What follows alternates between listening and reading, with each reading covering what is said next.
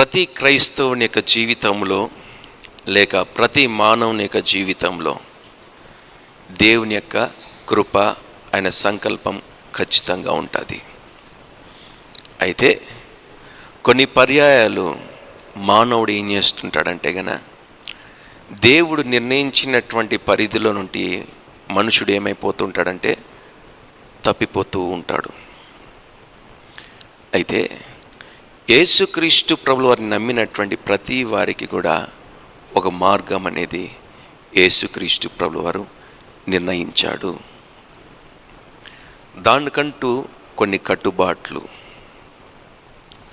దానికంటూ కొన్ని rules and regulations దేవుడు ప్రతి క్రైస్తవునికి, ప్రతి క్రైస్తవురాలకి దేవుడు అనుగ్రహించాడు.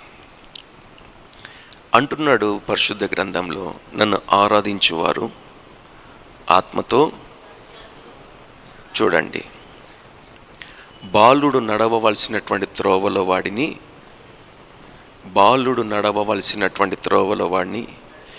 ఎవరు బాలుడు అంటే యేసుక్రీస్తు ప్రభుల వారిలో మారు మనసు పొంది రక్షింపబడినటువంటి వాడు ఏమిగా మార్చబడుతాడంటే క్రీస్తు యేసు ప్రభుల వారిలో బాలుడు అనగా చిన్న పిల్లవాడు. ఆయన అంటున్నటువంటి మాట యోహాను సువార్త 14వ అధ్యాయం చూడండి, నా వైపు చూడండి, 6వ వచన భాగంలో ఆయన ఏమంటున్నాడంటే నేనే మార్గమును. ఆయన ఏమంటున్నాడంటే మొట్టమొదటిగా ప్రథమమైనటువంటి మాట, దాని వెనక 2 పదాలు ఉన్నాయి, 2 మాటలు ఉన్నాయి. అయితే ప్రథమముగా మొదటిగా ఆయన మాడినటువంటి మాట ఏంటో తెలుసా? నేనే మార్గాన్ని. అందుకే సొలొమోను గారు అంటున్నటువంటి మాట ఏమంటున్నారంటే బాలుడు నడవవలసినటువంటి త్రోవలో వానిని ఖచ్చితంగా నడిపించి తీరాలి.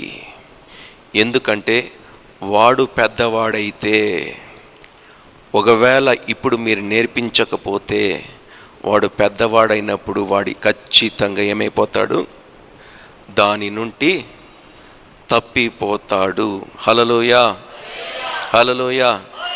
నా ప్రియమైనటువంటి దేవుని యొక్క సంగమా, పరిశుద్ధ లేఖనాల్లో యేసుక్రీస్తు ప్రభువారు అంటున్నటువంటి మాటగా తనంతకు తాను చెప్పినటువంటి మాట, నేనే మార్గాన్ని, నేనే సత్యాన్ని, నేనే జీవాన్ని అని యేసుక్రీస్తు ప్రభుల వారు చెప్పారు. ఈ మార్గమై ఉన్నటువంటి యేసుక్రీస్తు ప్రభుల వారు, అది ఆ మార్గం ఎక్కడ మొదలయ్యాది, అది ఎక్కడికి ముగించబడ్డాది అని మనకి ఎవరికైనా తెలుసా అన్నట్లయితే ఆయన మార్గం ఎక్కడ ప్రారంభించబడ్డదంటే ఏదెను తోటలో ప్రారంభించబడ్డది.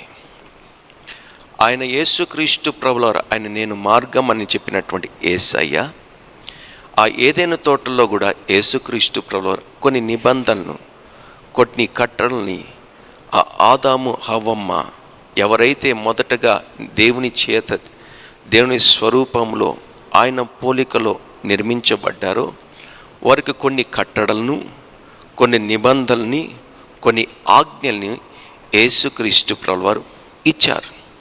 అయితే ఇచ్చినా కూడా యేసుక్రీస్తు ప్రభువారు స్వేచ్ఛనిచ్చాడు. నా ప్రియమైనటువంటి దేవుని సంగమా, స్వేచ్ఛనిచ్చినటువంటి యేసుక్రీస్తు ప్రభుల వారు వారిని అడ్డుపడలేదు. ఎందుకు? స్వేచ్ఛ, మంచి చెడును దేవుడు అనుగ్రహించాడు.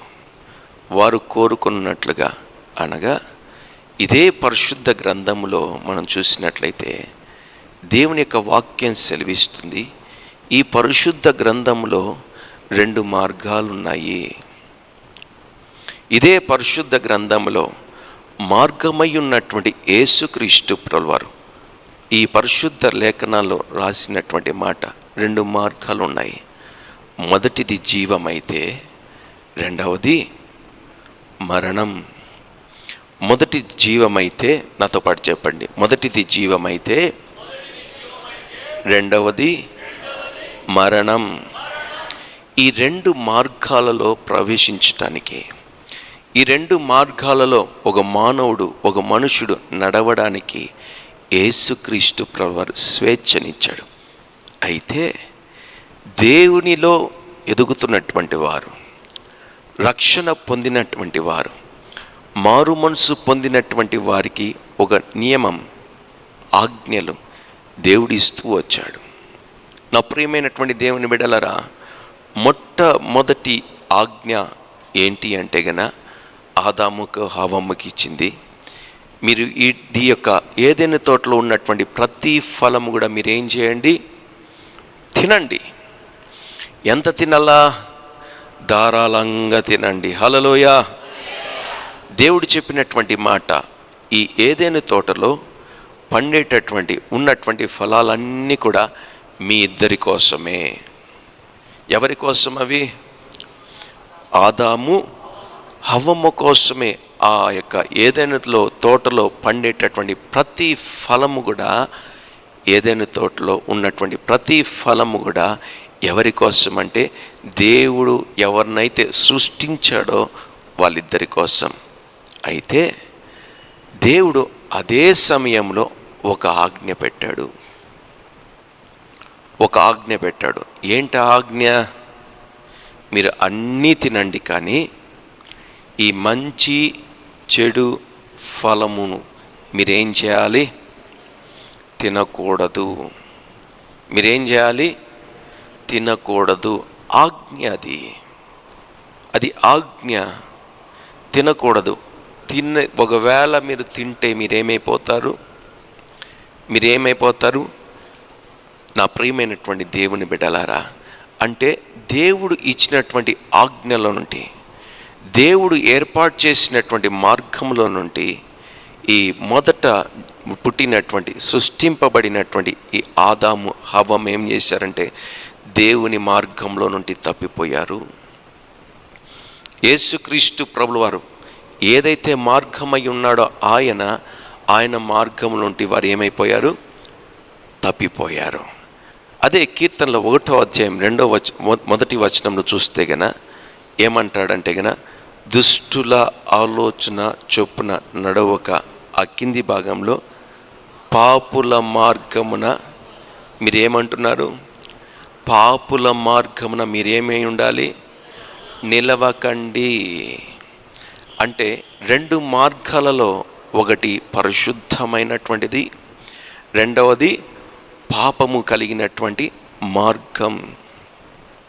నా ప్రియమైనటువంటి దేవుని బిడ్డలారా, దేవుడు నేనే మార్గమై ఉన్నాను అని సెలవిచ్చాడు కదా. దేవుడు అంటున్నటువంటి మాట ఇదే పరిశుద్ధ గ్రంథంలో. అంటే పాపులు నిలబడేటటువంటి స్థలంలో మీరు నిలబడకండి. అది అపవాదిది, అది దుష్టునిది, అది పాప సంబంధమైనది, అది నిన్ను నాశనానికి తీసుకువెళ్ళేటటువంటి మార్గం అది అని దేవుడు హెచ్చరిస్తున్నాడు. దేవుడు ఏర్పాటు చేసినటువంటి మార్గంలోనికి మనం వచ్చినట్లయితే, ఆ మార్గములో ఏముందంటే గన సర్వసత్యములోనికి నిన్ను నడిపించేటటువంటి మార్గం అది నిన్ను సర్వసత్యములోనికి అంటే జీవింపచేసేటటువంటి మార్గం నా యేసుక్రీస్తు ప్రభుల వారి యొక్క మార్గం. హల్లెలూయా. ఈ రెండు మార్గము ఎప్పుడైనా కలిగి ఉంటుందా అని ప్రశ్న వేస్తే గన అది ఎప్పుడు కలిసేటటువంటి ప్రయత్నమే, ఎప్పుడు దాకలే మనకు కనపడదు. ఎందుకంటే ఆ రెండు మార్గాలు ఏ రీతిగా ఉంటాయో తెలుసా? ఒకటి విశాల మార్గం అయితే, మరొకటి ఏంటిది చెప్పాలి. ఒకటి విశాల మార్గం అయితే, ఇది మీరు సండే స్కూల్లోనే అన్నీ తెలుసుకొని ఉంటారు. ఈ యొక్క రెండు మార్గాలలో కూడా రెండు వ్యతిరేకమైనటువంటి కార్యాలు. రెండు మార్గాలలో కూడా ఒకటి ఎడమవైతే, ఇంకోటి కుడివైపు. నా ప్రియమైనటువంటి దేవుని బిడ్డలారా, ఈ రెండు మార్గాలు కూడా ఏ రీతిగా మనకు కనబడుతుందంటే, ఇక్కడ పరిశుద్ధ గ్రంథంలో ఏం సెలవిస్తుందంటే కనుక, ఒకటి విశాలమైనటువంటి మార్గం, రెండవది ఇరుకైనటువంటి మార్గం. ప్రియమైనటువంటి దేవుని బిడ్డలారా, మనము క్రైస్తవులు అయినప్పటికీ కూడా చాలా మంది మనం దేని కోరుకుంటామో తెలుసా? మన యొక్క జ్ఞానము కొలిది విశాల మార్గాన్ని ఎన్నుకుంటూ ఉంటాము. లేదు, మేము విశాల మార్గాన్ని మేము ఎన్నుకోలేదు. మేము దేవుని మందిరములో ప్రతి వారం మేము కలుసుకుంటున్నాం, ఆరాధన చేస్తున్నాం, దేవుని స్తుతిస్తున్నాం, ప్రార్థనలు చేస్తున్నాం, ఉపవాసాలు ఉంటున్నాం, అనేక మందికి సహాయకరంగా ఉంటున్నాం, దేవుని మందిరంలో పరిచర్య చేస్తున్నాం. ఇవన్నీ కూడా సంఘానికి వచ్చినప్పుడు మీరు చేసేటటువంటి కార్యక్రమాలు, ఒక నియమం, ఒక క్రమం. మీరు మీ జీవితంలో సంఘానికి నేను వెళుతున్నాను కాబట్టి సంఘంలో ఇటువంటి కార్యాలని నేను చేస్తే నాకేదో కలుగుతుంది, లేదా నాకు పరలోకం దొరుకుతుంది అనేటటువంటి భావనలో ప్రతి క్రైస్తవుడు కూడా, ప్రాముఖ్యంగా చాలామంది 99% క్రైస్తవులు ఈ రీతిగా బ్రతుకుతూ ఉంటారు. నా ప్రియమైనటువంటి దేవుని బిడ్డలారా, అయితే పరిశుద్ధ గ్రంథమైనటువంటి బైబిల్ సెలవిస్తుంది, మీరు విశాల మార్గం అంటే మీరు అనుకున్న వాటినన్నిటినీ కూడా జరిగించుకోగలిగినటువంటి మార్గం. అది అర్థమవుతుందన్నమాట. విశాలమైనటువంటి మార్గం అంటే అపవాది గురించినటువంటి మార్గము ఒకటైతే, రెండవది మానవుని యొక్క అవగాహనకు, మానవుని యొక్క ఆలోచనకు ఏది చేయాలని అనిపిస్తే అవన్నీ కూడా చేసుకొని పోవడమే మనుషుని యొక్క ఈ విశాలమైనటువంటి మార్గం. నా ప్రియమైనటువంటి దేవుని బిడ్డలారా, ఈ విశాలమైనటువంటి మార్గములో ఏమి పని చేస్తుంది అంటే గన, మన యొక్క మనసులో పుట్టేటటువంటి ప్రతి కోరికలు కూడా, అంటే మన మనసులో, మన హృదయంలో పుట్టేటటువంటి ప్రతి ఆలోచన చొప్పున బట్టి, మన ఆలోచనలు బట్టి, మనకి ఇష్టాలని బట్టి, మనకి కోరికలను బట్టి మనము చేసుకుంటా పోవడమే అది విశాలమైనటువంటి మార్గం. నా ప్రియమైనటువంటి దేవుని బిడ్డలారా, ఈ విశాల మార్గంలో ఎవరుంటారు అని మనకు ఒక ప్రశ్న కలిగితే, ఈ విశాల మార్గములో నీవే ఉంటావు. ఎందుకంటే నీ ఆలోచనల చొప్పున నీవు నడుచుకుంటూ వెళుతున్నావు కాబట్టి, నీ ఉద్దేశాల్ని నువ్వు నెరవేర్చుకుంటూ వెళుతున్నావు కాబట్టి, నీ భక్తిని చూసో, నీ ప్రవర్తన చూసో, లేకపోతే నీ సంఘంలో నువ్వు చేసేటటువంటి కార్యాలను బట్టో, నువ్వు సంఘానికి వచ్చినప్పుడు భక్తిగా అని ఊహించుకుంటూ నేను జాగ్రత్తగానే ఉన్నాను, భక్తిగానే ఉంటున్నాను, ఆత్మీయంగానే ఉంటున్నానని నీ ఆలోచన మేరకు, నీ ఆలోచనలు ఏమి చెప్తావంటే షబాష్, నువ్వు ఆర్ ద బెస్ట్ అని నీ యొక్క ఆలోచన, నీ హృదయంలో నీవు చేసేటటువంటి ప్రతి కార్యాన్ని బట్టి, సంఘంలో చేసేటటువంటి ప్రతి ప్రవర్తన, పరిచర్యను బట్టి నీవు మంచి వాడివని, ఆత్మీయంగా ఎదుగుతున్నావని నీ యొక్క ఊహల్లో నువ్వు పెరుగుతుండవచ్చు. అయితే నీ జీవితంలో విశాల మార్గంలో పోయేటటువంటి ప్రజలు ఎంతమంది ఉన్నారంటే గన, అబద్ధాలు చెప్పేటటువంటి వారు ఉన్నారు, ఇతరుల్ని ఊరికే దూషించేటటువంటి వారున్నారు, అనవసరంగా కోపపడేటటువంటి వారున్నారు, అనవసరమైనటువంటి కార్యాలు లేనివి ఉన్న రీతిగా చేసుకొని కల్పితమైనటువంటి పనులు పెట్టుకొని చేసుకునేటటువంటి వారు ఉన్నారు. నా ప్రియమైనటువంటి దేవుని యొక్క సంఘమా, ఈ సంఘములో, ఈ విశాల మార్గంలో ఎవరెవరున్నారంటే కన్నా అపవాది వాడుకునేటటువంటి ప్రతి వారు కూడా ఉన్నారు. ఒక మాటలో చెప్పాలంటే వారి సొంత ఆలోచనలు నెరవేర్చుకునేటటువంటి ప్రతి వారు కూడా ఉన్నారు. ఎవరు? ఈ విశాలమైనటువంటి మార్గములో.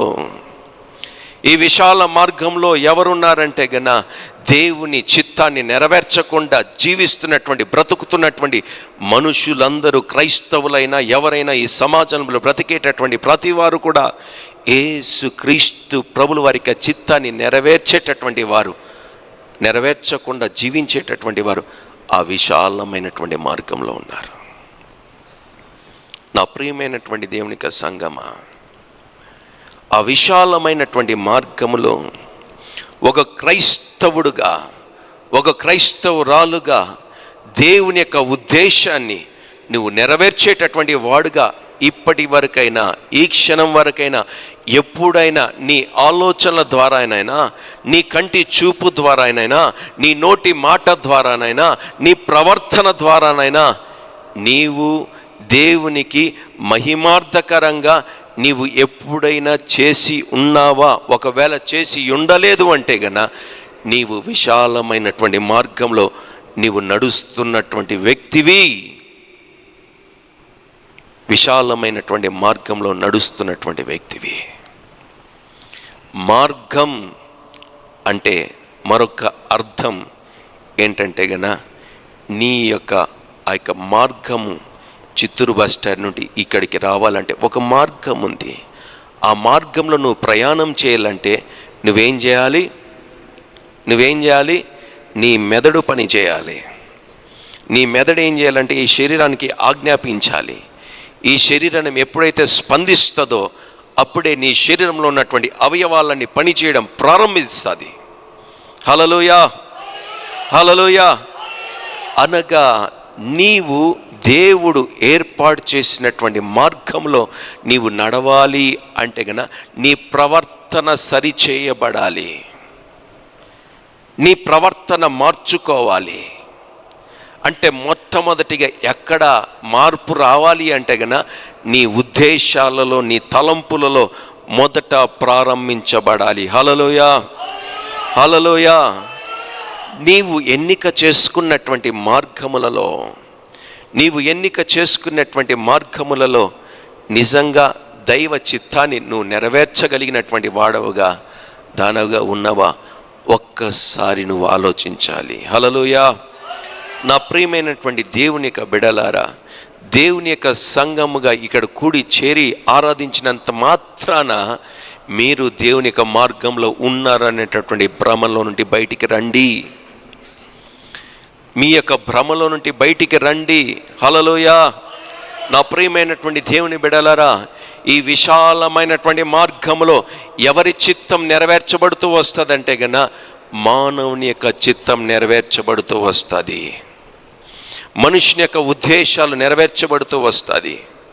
మనుషుని యొక్క కోరికలు, వాని ఇష్టాలు నెరవేర్చబడుతూ వస్తుంది. కారణం ఏంటంటే గన నీవు అనుకున్నది అనుకున్నట్లుగా జరగాలనేటటువంటి ఆశ, కోరిక, తపన నీవు కలిగి ఉన్నావు గనక నీ మనసులో నువ్వేమనుకుంటావో అది జరిగిపోవాలి. అది దైవ చిత్తమా, దేవుని యొక్క ఉద్దేశమా నీకు అనవసరం. అయితే నీ యొక్క ఉద్దేశానుసారంగా నీవు నడుచుకుంటూ వెళుతున్నావంటే ఎవరి మార్గంలో ఉన్నావు? ఏ మార్గంలో ఉన్నావు అంటే నీ యొక్క మార్గంలో నేను ఉన్నావు. నువ్వు వేసుకున్నటువంటి మార్గంలో నేను ఉన్నావు. విశాలమైనటువంటి మార్గం అది. అన్నీ నువ్వు చేసుకోవచ్చు. నీ ఇష్టానుసారంగా నువ్వన్నీ కూడా నువ్వు చేసుకోవచ్చు. నువ్వు ఊహించినటువంటి అన్ని కార్యాలు కూడా నువ్వు అనుకున్న రీతిగా అన్ని మాటలు మాట్లాడవచ్చు. నీవు అనుకున్న రీతిగా నువ్వు ధరించవచ్చు. నీవు అనుకున్న రీతిగా ఈ లోకంలో బ్రతకవచ్చు. నా ప్రియమైనటువంటి దేవుని యొక్క బిడలారా, ఈ సంఘములో ఉంటున్నటువంటి ప్రతి వారు కూడా మీ యొక్క ఉద్దేశానుసారంగా మీరు జీవిస్తున్నారేమో కాదు. నా యేసుక్రీస్తు ప్రభువారు కోరుకుంటుందే తెలుసా? యేసయ్య చిత్తాన్ని నెరవేర్చడానికి మానవుణ్ణి దేవుడు సృష్టించాడు.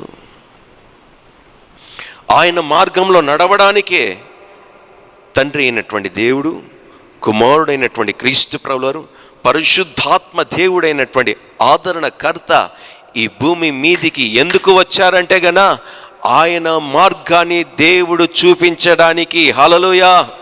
నా యేసుక్రీస్తు ప్రభువారు ఈ లోకంలోనికి మానవతారిగా ఎందుకు వచ్చాడంటే గన ఒక మనుషుడు ఏ రీతిగా జీవించాలో నా యేసయ్య మానవుడుగా వచ్చి మానవుడు ఏ రీతిగా బ్రతకాలో అది నేర్పించడానికి.